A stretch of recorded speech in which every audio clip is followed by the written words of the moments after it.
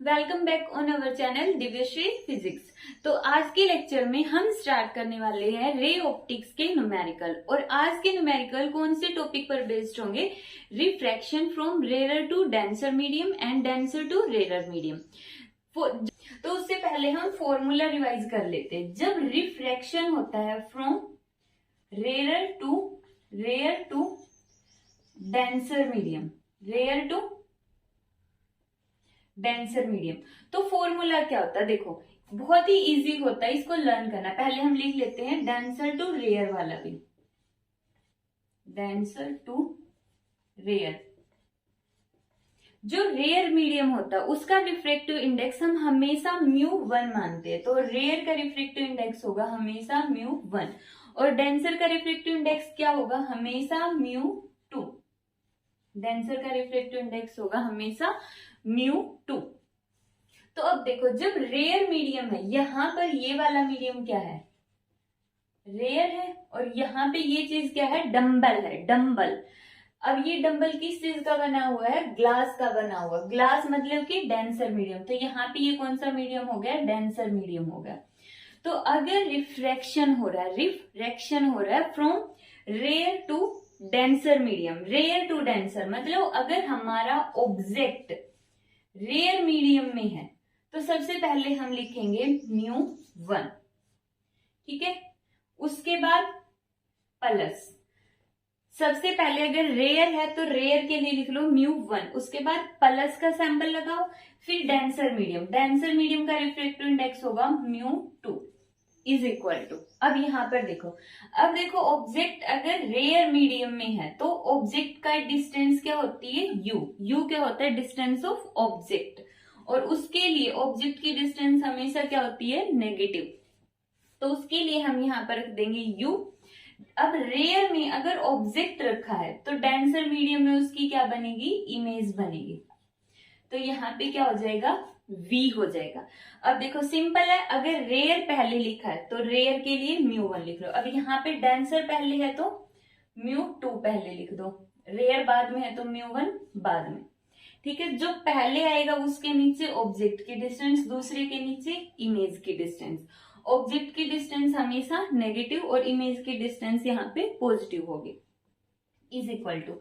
अब यहाँ पर देखो ये नेगेटिव चाहे u के नीचे लगाओ या ऊपर लगाओ, मतलब ये फर्स्ट टर्म नेगेटिव है, तो यहाँ पर हम क्या लिखेंगे? u2 माइनस u1 और डिवाइड बाई r, क्योंकि 1/v minus 1/u is equal to किसके इक्वल होता है? 1/f। और focal length radius of curvature का क्या होता है? हाफ होता है। रेडियस ऑफ कर्वेचर किसके इक्वल होती है? Double of focal length. तो यहाँ पे आ गया r। इसी तरह यहाँ पर देखो u2 के आगे नेगेटिव है तो यहाँ पे आ जाएगा u1 minus u2 divide by r। तो ये दो फॉर्मूलों का हम इसके अंदर यूज करेंगे। तो हम स्टार्ट करते हैं हमारा first question. A glass dumbbell of length 30 centimetre, ये जो डंबल है इसकी कंप्लीट लेंथ है 30 centimetre and refractive index is equal to 1.5। इसका रिफ्रैक्टिव इंडेक्स कितना होगा? 1.5 होगा।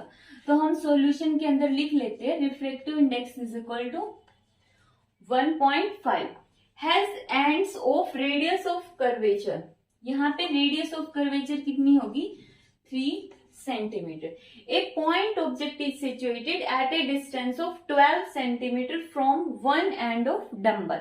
डंबल के एक एंड से जो ऑब्जेक्ट है वो कितने डिस्टेंस पर है? 12 सेंटीमीटर। ऑब्जेक्ट की डिस्टेंस मतलब कि u कितना होगा? 12 सेंटीमीटर। और ऑब्जेक्ट की डिस्टेंस हमेशा नेगेटिव होती है, इसलिए हमने यहां पर रख दिया -12। तो यहां पर ऑब्जेक्ट रख लेते हैं हम, ये हो गया ऑब्जेक्ट हमारा। जो स्फेरिकल मिरर्स होते हैं, स्फेरिकल लेंस है, मिरर है, उसके अंदर हम ऑब्जेक्ट को कैसा लेते हैं? पॉइंट ऑब्जेक्ट लिया है हमने, हमेशा कैसा ऑब्जेक्ट लिया? पॉइंट ऑब्जेक्ट लिया। तो यहाँ पर ये हमारा ऑब्जेक्ट है जिसकी इससे डिस्टेंस कितनी है? 12 centimetre. Find the position of image formed due to refraction at one end only. तो यहाँ पर हमें position of image find out करनी है, ठीक है। ये जो मटेरियल है वो ग्लास है, मतलब डेंसर मीडियम है। यहाँ पे एयर है, तो ये कौन सा मीडियम हो गया, रेयरर मीडियम हो गया। तो अब यहाँ पर हमें इमेज की डिस्टेंस फाइंड आउट करनी है। तो उसके लिए देखो हम इन दोनों में से कौन सा फॉर्मूला यूज करेंगे। ऑब्जेक्ट कहाँ पर रखा है, रेयर मीडियम में, तो फॉर्मूला यूज होगा फर्स्ट वाला, रेयर टू डेंसर मीडियम। तो पुट करते हैं वैल्यू। अब यहाँ पे देखो ग्लास का रिफ्रैक्टिव इंडेक्स हमने कितना माना है, μ2, और एयर का रिफ्रैक्टिव इंडेक्स कितना होगा, μ1, जो कि किसके इक्वल है, 1 के इक्वल है। अब इस इक्वेशन के अंदर हम पुट करते हैं इस चीज को, इसको हम इक्वेशन फर्स्ट मान लेते हैं, या फिर सिंपल लिख दो फॉर्मूला यूज्ड, फॉर्मूला यूज्ड। यहां पर हम लिखेंगे रेयर टू डेंसर, और फिर इसके नीचे फॉर्मूला लिख के सारी वैल्यू पुट करेंगे। तो हम फॉर्मूले के अंदर वैल्यू पुट करते हैं डायरेक्ट यहां से, μ1, एयर का रिफ्रैक्टिव इंडेक्स कितना है, 1, ऑब्जेक्ट की डिस्टेंस कितनी है, -12, और यहाँ पे एक नेगेटिव साइन फॉर्मूले का है जो हमने डेरिवेशन की वजह से आया था, जो डेरिवेशन की वजह से नेगेटिव आया था वो हमने यहाँ पे लिख दिया, प्लस μ2 रिफ्रैक्टिव इंडेक्स है ग्लास का, वो कितना है 1.5, डिवाइड बाई v क्या है, इमेज की डिस्टेंस जो कैलकुलेट करनी है, पुट कर दिया हमने। फिर μ2 की वैल्यू 1.5, μ1 की 1, डिवाइड बाई r की वैल्यू कितनी है, 3 सेंटीमीटर। अब यहाँ पे एक मिस्टेक जो जनरली हम करते हैं, u की वैल्यू तो हम नेगेटिव हमेशा पुट कर लेते हैं, लेकिन r की वैल्यू को हमें देखना पड़ेगा कि ये पॉजिटिव होगी या नेगेटिव होगी।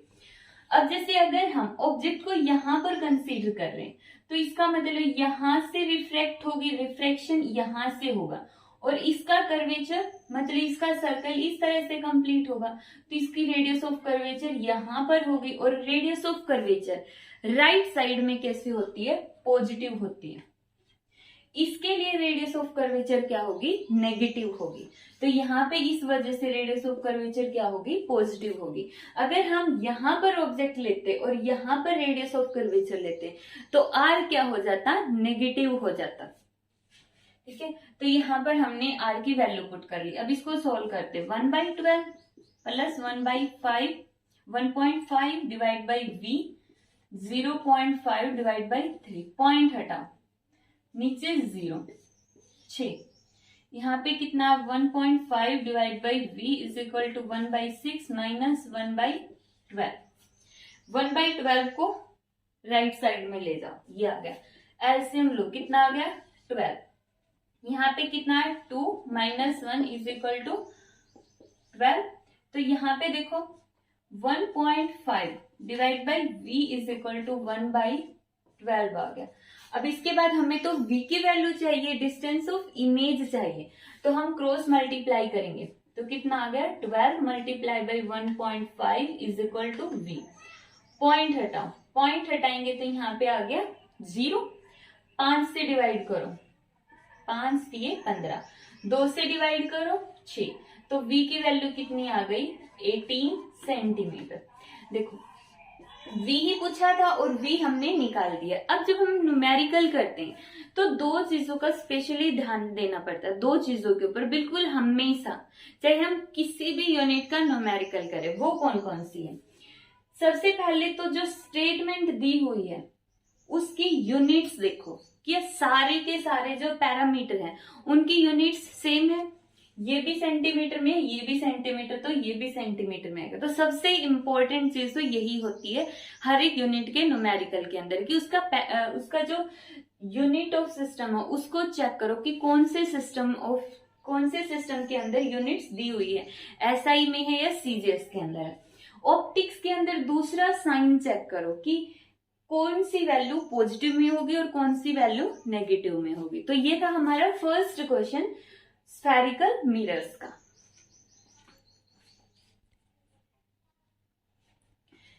सेकेंड न्यूमेरिकल है a empty spherical flask of diameter 15 centimetre. तो सबसे पहले हम लिखते हैं, वंस अगेन जब भी हम न्यूमेरिकल सॉल्व करते हैं तो सबसे पहले स्टेटमेंट पढ़ो और साथ के साथ लिखते जाओ कि उसमें दिया क्या है, तो इससे न्यूमेरिकल सॉल्व करना इजी हो जाता है। Empty spherical flask of diameter, तो सबसे पहले हम लिखते हैं डायमीटर। अब हमें ये पता है कि ऑप्टिक्स के अंदर डायमीटर की रिक्वायरमेंट नहीं होती है। ऑप्टिक्स के न्यूमेरिकल जब भी हम करते हैं हमें किसकी जरूरत होती है, रेडियस ऑफ कर्वेचर की। तो यहाँ पे रेडियस ऑफ कर्वेचर कितना होगा, डायमीटर का हाफ, ये हो गया 15/2 centimetre. Next is placed in water, water के अंदर पुट कर दिया जिसका रिफ्रैक्टिव इंडेक्स है 4/3। तो सबसे पहले हम इसका फिगर ड्रॉ कर लेते हैं। एक एम्प्टी फ्लास्क है, ठीक है, एम्प्टी फ्लास्क हो गई। एम्प्टी का मतलब क्या है, यहाँ पे क्या है, एयर है, ठीक है, एयर है या वैक्यूम है बिल्कुल ही, लेकिन एम्प्टी है मीन्स इसके अंदर पानी नहीं है कोई और लिक्विड नहीं, या तो एयर हो गया बिल्कुल ही वैक्यूम होगा, ठीक है। उसको हमने कहां पर प्लेस कर दिया, मान लेते हैं ये वाटर टैंक है, तो ये वाटर के अंदर इसको हमने प्लेस कर दिया, ये हर तरफ वाटर है इसमें, ठीक है। और ये जो फ्लास्क है देखो ये सर्कल की हो गया ना कंप्लीट, तो इसका जो डायामीटर है पूरा डायामीटर ये कितना 15 सेंटीमीटर, तो हाफ होगी इसकी रेडियस, और रेडियस कितनी होगी 15/2 सेंटीमीटर, ठीक है, 15/2 सेंटीमीटर। वाटर का रिफ्रैक्टिव इंडेक्स दे दिया है इन्होंने। A parallel beam of light strikes the flask, flask के ऊपर एक parallel beam of light strike करती है, पैरेलल बीम ऑफ लाइट आई और फ्लास्क के ऊपर फॉल हो गई। अब जो ये जो फ्लास्क है वो एक स्फेरिकल रिफ्लेक्टिंग सरफेस होगा, और यहां से जो ये लाइट होगी वो रिफ्रेक्ट हो जाएगी। अब रिफ्रेक्ट कहां पर होगी वो देखते हैं। अब देखो जहां पर भी लाइट फॉल होती है वहां पर हम क्या करते हैं, नॉर्मल ड्रॉ करते हैं। नॉर्मल ड्रॉ कहां पर होगा, जब हम एक स्फेरिकल सरफेस की बात करते हैं तो वहां पे नॉर्मल ड्रॉ कहां से होता है, उसके सेंटर ऑफ कर्वेचर से। और सेंटर ऑफ कर्वेचर क्या है, ये वाला इसका सेंटर ऑफ कर्वेचर है, तो यहां से इसको मिला दो डॉटेड, तो ये इसका क्या हो गया, नॉर्मल। सिर्फ जब हम स्फेरिकल सरफेस की बात करते हैं, स्फेरिकल सरफेस के अंदर नॉर्मल का काम कौन करता है, जब सेंटर ऑफ कर्वेचर से उस पॉइंट को मिला देते हैं, ठीक है। अगर हम जनरली ऐसे किसी सरफेस पर बात करें तो यहाँ पे तो सेंटर ऑफ कर्वेचर होगा ही नहीं, ठीक है, तो ये था हमारा नॉर्मल। अब देखो यहाँ पर वाटर है, तो ये कौन सा मीडियम हो गया, डेंसर मीडियम हो गया। अंदर एयर है तो ये कौन सा मीडियम हो गया, रेयर मीडियम हो गया, जिसका रिफ्रैक्टिव इंडेक्स μ1 है, और डेंसर का रिफ्रैक्टिव इंडेक्स कितना है, μ2 है, ठीक है। अब जब भी लाइट डेंसर टू रेयर में जाती है, डेंसर टू रेयर, तो वो कहां पर बेंट होगी, अवे फ्रॉम द नॉर्मल। तो लाइट क्या होगी, नॉर्मल से दूर जाएगी। देखो इसको जाना चाहिए था ऐसे सीधा, लेकिन ये नॉर्मल से दूर जाएगी। सीधा जाने की बजाय देखो लाइट ऐसे जा रही है, आराम से जा रही है, लेकिन जैसे ही मीडियम चेंज होगा ये पाथ चेंज करेगी। अब डेंसर टू रेयर जा रहे हैं, डेंसर टू रेयर के अंदर ये लाइट नॉर्मल से दूर हो जाएगी, इस तरह से दूर होकर निकलेगी। तो नॉर्मल से कहां पर गई, दूर चली गई, इस तरह से। इसी तरह यहां पर भी लाइट क्या होगा, यहां पे भी नॉर्मल ड्रॉ करो, यहां पे भी लाइट क्या होगा, नॉर्मल से दूर चलेगी, और नॉर्मल से दूर जाने के बाद ये गई यहां से, ठीक है। अब देखो क्या यहाँ पर ये लाइट जो फैल रही है कभी भी आपस में मिलेगी, नहीं मिलेगी। तो ये कहां पर मिलेगी, पीछे की साइड मिलेगी। पीछे की साइड इनको बढ़ा दो, डॉटेड बढ़ानी है। जहां पर ये मिल गई वहीं पर इसकी क्या बन गई, इमेज बन गई आई, वर्चुअल इमेज, क्योंकि पीछे बन रही है ना तो वर्चुअल इमेज बनेगी। अब हमें यहाँ पे निकालना क्या है, देखो where does it get focused, ये कहां पर फोकस होगी। अब देखो ये एक्चुअल में तो फोकस होगी ही नहीं कहीं पर, क्योंकि ये तो डाइवर्ज हो रही है, इस तरह से फैल रही है, लेकिन वर्चुअली फोकस होगी। वर्चुअली मतलब एक्चुअल में नहीं मिल रही है, लेकिन हमें मिलती हुई दिखाई देगी इन बैक डायरेक्शन। तो उसका मतलब हमें निकालना है जहां पर ये मिलेगी, जहां पर ये मिलेगी वहीं पर इमेज बन जाएगी, क्योंकि जहां पर लाइट की दो रेज आपस में मिलती है वहां पर ऑब्जेक्ट की इमेज बन जाती है। तो यहाँ पर ये इमेज की डिस्टेंस हमें कैलकुलेट करनी है v।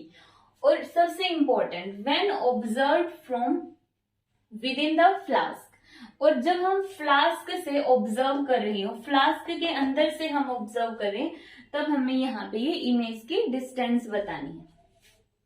अब इस लाइन का बहुत ही इंपॉर्टेंट मीनिंग है जो सबसे बाद में देखेंगे, पहले न्यूमेरिकल सोल्व करते हैं।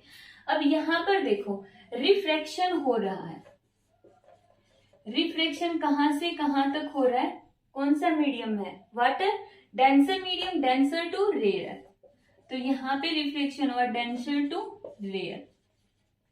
रेयर का रिफ्रैक्टिव इंडेक्स हमेशा मानते हैं μ1 और डेंसर का रिफ्रैक्टिव इंडेक्स मानते हैं हमेशा μ2। तो इसका फॉर्मूला क्या बनेगा, जो सबसे पहले जहां पर ऑब्जेक्ट रखा है, ऑब्जेक्ट कहां पर है, वाटर के अंदर, क्योंकि लाइट यहां से आ रही है ना, वाटर से आ रही है, तो ऑब्जेक्ट यहां पर रखा, तो μ2 पहले और μ1 बाद में, बीच में प्लस का निशान।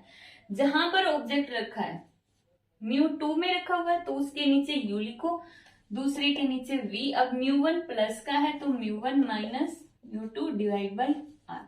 ये आ गया हमारा इस क्वेश्चन का फॉर्मूला। तो वैल्यू पुट करते हैं, μ2 मतलब कि जो वाटर का रिफ्रैक्टिव इंडेक्स है, वैल्यू पुट करो 4/3 माइनस u। अब क्वेश्चन ये राइज होता है, यहाँ पे ऑब्जेक्ट कहां पर है, पैरेलल लाइट आ रही है, पैरेलल का मतलब इन्फिनिटी पर है, तो ऑब्जेक्ट की जगह आ जाएगा इन्फिनिटी, प्लस μ1 मतलब कि एयर, उसकी वैल्यू है 1 डिवाइड बाई v निकालना है, μ1 की वैल्यू 1, μ2 की वैल्यू 4/3 डिवाइड बाई r की वैल्यू 15/2। अब यहाँ पे भी चेक कर लेते हैं कि जो r की वैल्यू है उसको हम प्लस में लेंगे या फिर माइनस में लेंगे। r की वैल्यू को प्लस में लेंगे माइनस में लेंगे, सोच के देखो।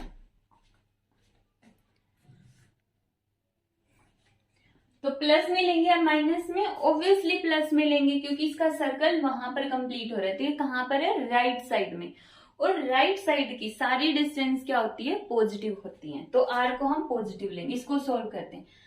फिजिक्स के अंदर या मैथ्स के अंदर कहीं पर भी जब हम कैलकुलेशन करते हैं तो दो चीजें होती है, अगर कोई भी टर्म है कुछ भी एक्स वाई जेड, उसके डिवाइड में इंफिनिटी है तो उसका रिजल्ट आएगा हमेशा 0, 1/इंफिनिटी, 2/इंफिनिटी, 5/इंफिनिटी, 100/इंफिनिटी, 1 लाख डिवाइड बाई इंफिनिटी, चाहे कुछ भी हो, अगर किसी भी टर्म के डिवाइड में इंफिनिटी आ गया तो इसका आंसर आएगा 0, और अगर किसी भी टर्म के डिवाइड में 0 है तो उसका आंसर क्या आएगा, इंफिनिटी आएगा। किसी भी टर्म के डिवाइड में अगर 0 है तो उसका आंसर क्या आएगा, इंफिनिटी। ठीक है, तो यही वाला कॉन्सेप्ट अब हमें यहाँ पे यूज करना है। ये पूरी टर्म क्या हो गई, 0 प्लस 1/v। इसको सोल्व करते हैं, यहाँ पे एलसीएम लेंगे, ये वाली टर्म सोल्व करते हैं। एलसीएम आ गया 3, तो यहाँ पे 3 माइनस 4, 15/2। यहाँ पे लिखो 3 में से 4 गए, माइनस 1 डिवाइड बाई 3, नीचे वाली टर्म को पलट दो, 2 डिवाइड बाई 15, 1/v इसके इक्वल हो गया 2/45, माइनस पहले से ही हमने लगा दिया। तो यहां से देखो v की वैल्यू क्या हो जाएगी, पलट दो टर्म को क्योंकि हमें तो v निकालना है, तो कितना आ जाएगा, -15/2 सेंटीमीटर, क्योंकि सेंटीमीटर में सारे टर्म्स, तो यहाँ पर हमने क्या कर लिया, सेंटीमीटर कर लिया। तो ये आ गई distance of image. Distance of image मतलब कि जब हम फ्लास्क के अंदर से देख रहे हैं, यहां से, अब देखते देखो ये इस क्वेश्चन को तो हमने सॉल्व कर दिया। अब जो लास्ट लाइन सबसे इंपॉर्टेंट क्यों थी, क्योंकि इसमें एक बहुत ही अच्छी ट्रिक है। अगर इन्होंने कहा फ्लास्क से देख रहे हैं तो हमारे पास एक लिमिट आ जाती है कि ये फ्लास्क है, यहाँ पे लाइट फोकस हो गई है, तो यहां से हमने इसकी डिस्टेंस बता दी है। ठीक है, लेकिन अगर ये बोलता बाहर से देख रहे हैं तो क्वेश्चन ये राइज होता, बाहर से कहां से देख रहे हैं, यहाँ पे लाइट फोकस है तो यहाँ पर तो कोई लिमिट ही नहीं है, ये तो इन्फिनिटी स्पीड सोर्स रखा हुआ है, तो बाहर से कहां से देख रहे हैं, तो इस वजह से यहाँ पर ये हमने यहाँ पे माना। अब बाई चांस ये बोल दे कि फ्लास्क के दूसरे एंड से देख रहे, फ्लास्क में अपोजिट एंड से ऑब्जर्व कर रहे, तो कितना आता, 45/2 प्लस इसका डायमीटर ऐड करते जो कि कितना था, 15 सेंटीमीटर था। तो इस तरह से हमें जो स्टेटमेंट के अंदर छोटे छोटे पॉइंट्स दिए होते हैं उनको हमें ध्यान से समझ के फिर सॉल्व करना है। तो ये रहा हमारा स्फेरिकल रिफ्लेक्टिंग सरफेस का टॉपिक के इंपॉर्टेंट न्यूमेरिकल्स। बाकी के न्यूमेरिकल्स की अपना प्रैक्टिस कर लेना।